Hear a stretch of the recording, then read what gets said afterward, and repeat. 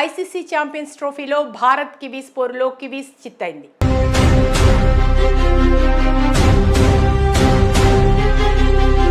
ముచ్చటగా మూడవసారి హ్యాట్రిక్ విజయాన్ని అందుకున్నారు రోహిత్ సేన. సెమీస్ కంటే ముందు పోరులో నువ్వా నేనా అంటూ బలమైన ప్రత్యర్థిగా కివీస్ జట్టు ఆదివారం రోజున భారత జట్టుతో ఛాంపియన్స్ ట్రోఫీలో తలపడింది. కీలకమైన ఈ మ్యాచ్ కోసం కోట్లాది మంది భారతీయులు ఎంతగానో ఎదురుచూశారు.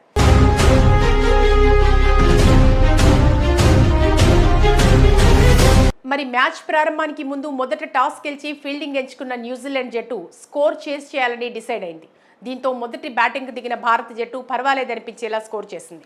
ఈ నేపథ్యంలో మ్యాచ్ హైలైట్స్ ఒకసారి చూసుకుంటే ఓపెనర్లుగా దిగిన టీమిండియా బ్యాట్స్మెన్లు రోహిత్, గిల్ కొంత కష్టతరమైన పిచ్ కావడంతో కొన్ని ఓవర్ల వరకు గ్రీజ్లో కుదురుకోవాలని ప్రయత్నించారు.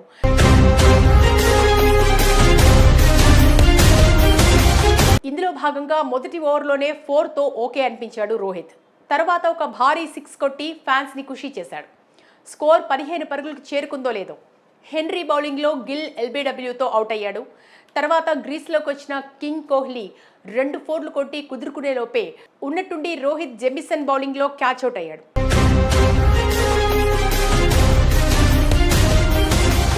వెంటనే కోహ్లీ కూడా హెన్రీ బౌలింగ్లో భారీ షాట్కు ప్రయత్నించగా ఆఫ్ సైడ్లో ఉన్న ఫీల్డర్ ఫిలిప్స్ అద్భుతమైన క్యాచ్ గాల్లోకి ఎగిరి పట్టుకున్నాడు.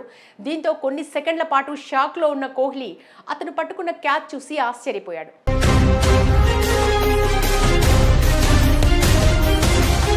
ఇక 30 పరుగులకు కీలకమైన 3 బ్యాట్స్మెన్స్ కోల్పోయి భారత జట్టు కష్టాల్లో పడింది. ఇదే సమయంలో గ్రీజ్లో ఉన్న శ్రేయస్ అయ్యర్కు అక్షర్ పటేల్ తోడయ్యాడు. వీరిద్దరూ వికెట్ కోల్పోకుండా ప్రతి బంతిని జాగ్రత్తగా ఎదుర్కొంటూ మధ్య మధ్యలో 4లు కొడుతూ కీలకమైన పార్ట్నర్షిప్ చేయగలిగారు.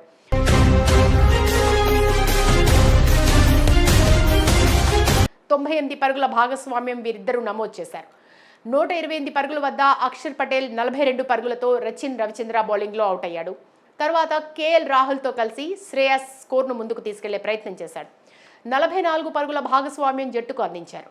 ఇదే సమయంలో శ్రేయస్ 79 పరుగులు చేసి కీలకమైన ఇన్నింగ్స్ ఆడాడు.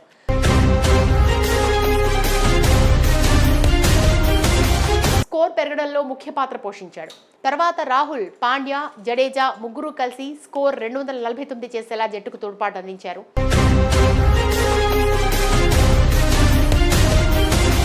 కివీస్ జట్టులో హెన్రీ స్కోర్ కట్టడి చేయడంలో కీలక పాత్ర పోషించాడు.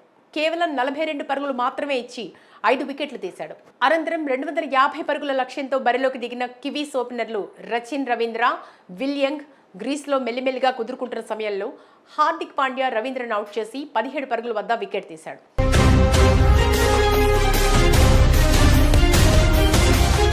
తర్వాత కెన్ విలియమ్సన్ గ్రీస్లోకి వచ్చి భారత బౌలర్లను ఇబ్బంది పెడుతుండగా అతన్ని పక్కన పెట్టి విల్ యంగ్ను బౌల్ చేశాడు ఇండియన్ స్పిన్నర్ వరుణ్ చక్రవర్తి. 93 పరుగుల వద్ద కుల్దీప్ యాదవ్ 3వ వికెట్ తీసుకోగా గ్రీస్లోకి వచ్చిన ఏ ఒక్కరూ నిలవలేకపోయారు.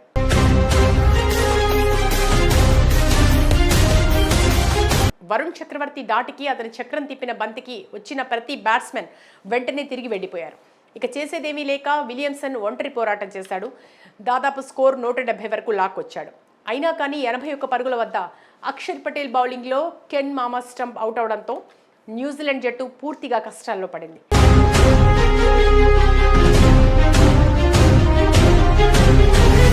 దీంతో కెప్టెన్ శాంట్నర్ను గెలిపించే ప్రయత్నం చేసినా అతనికి ఎవరూ సహకరించలేకపోయారు. పరుగుల్ని ఇవ్వకుండా భారత బౌలర్లు పొదుపుగా బౌలింగ్ చేసి కివీస్ స్కోర్ కట్టడి చేశారు. మొత్తంగా కీలకమైన ఈ మ్యాచ్లో రోహిత్ సేన 44 పరుగుల తేడాతో ఘన విజయం సాధించింది.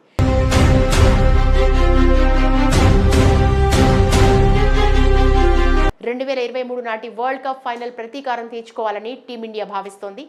ఆస్ట్రేలియా జట్టును ఓడించి ఫైనల్లో ఎవరితో ఆడినా వారిని కూడా ఓడించి కప్ అందుకుని ఛాంపియన్స్గా నిలవాలని ఉత్సాహంగా ఉంది టీమిండియా.